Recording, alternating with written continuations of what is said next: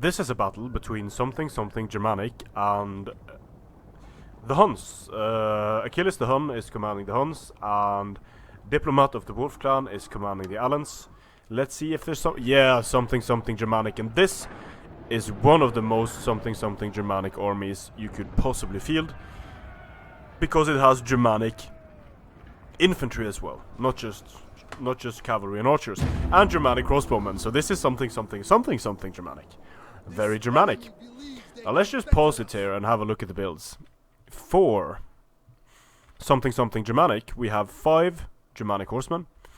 We have Sarmatian warband, noble Germanic swords, noble Germanic swords, noble Germanic swords, noble Germanic swords, noble Germanic swords. 2 more Sarmatian warbands on the flanks, which brings our total up to 9 infantry and 10 with the general, who's a commander. Then we have 5 Germanic horse. Diplomat probably figured that against the Huns don't need 6 cavalry. Maybe. 2 Germanic archers, of course, and Germanic crossbows. Could be nice for dealing with our warriors. Now for Achilles, we have, let's see, 4 Bosphorian warriors. We have 4 Uar warriors. We have 3 Bosphorian infantry, so once again we have a massive line of Hunnic infantry. We have 11 infantry for Achilles. He has his standard 5 step lancers, the steppe chieftain, and 3 step bows. So skirmishing goes to Diplomat, cavalry goes to Diplomat, infantry goes to Achilles, of course, because who are warriors. They will eat the infantry line of Diplomat alive. And with this army, Achilles is keeping everything close to support. Diplomat has spread out more, but now it's sort of biting him in the ass a little bit, because he has to contract his lines. He wouldn't have really needed to do that. He could have just reoriented his lines like so, towards increasing the distance on this flank. Increasing the distance here and shortening it here. That would maybe have been a good idea. But he does have the skirmishing advantage. He just can't just stand here and pepper the step bows. Step bows are very, very cheap though.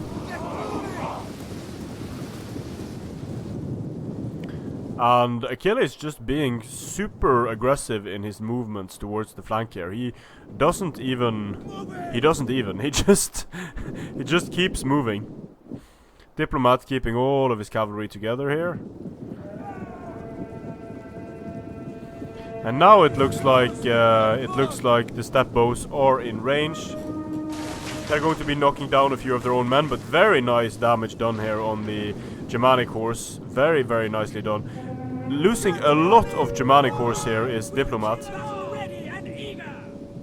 Now this forces Achilles to pull back, but he is very wisely sending up his Bosphorian infantry, because now it could be precursor time here against the Germanic horse.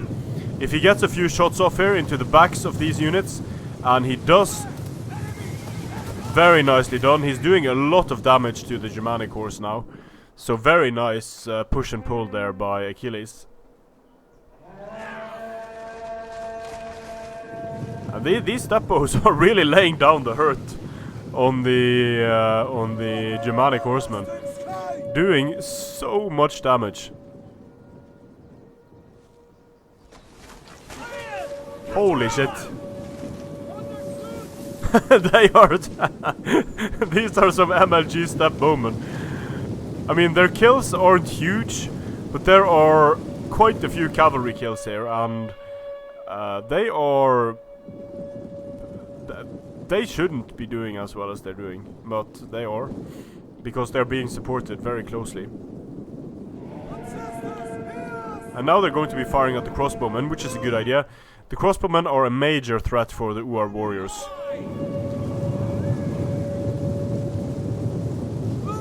Yeah, and it looks like Diplomat is moving into a shield wall formation here, which is a good idea. He can't take the charge of the and can't take the charge of the Bosphorans if he doesn't use the shield wall.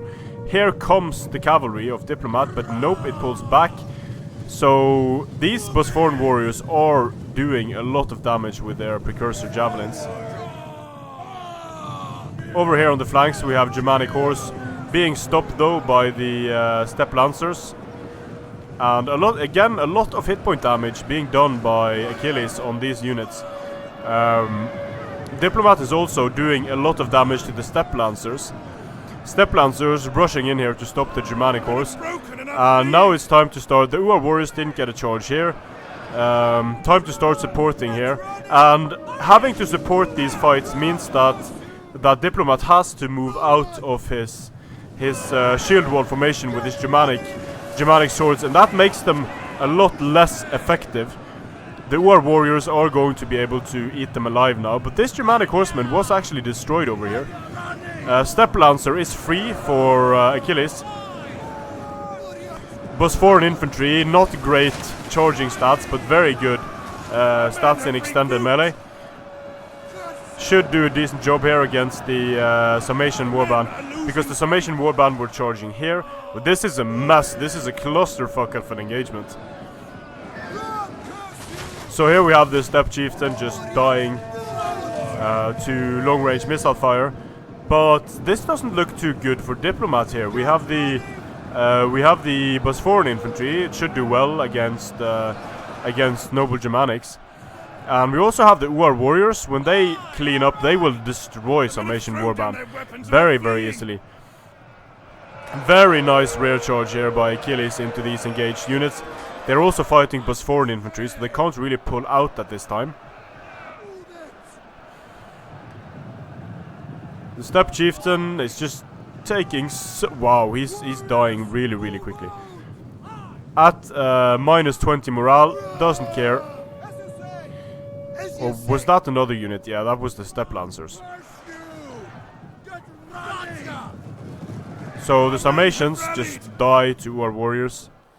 And in this blob here, when blobs like this start developing, it's going to come down to who has most units and who has the more effective units in the grind out fight. And in this particular battle, it's no contest. It's the Huns have the best infantry here, ironically.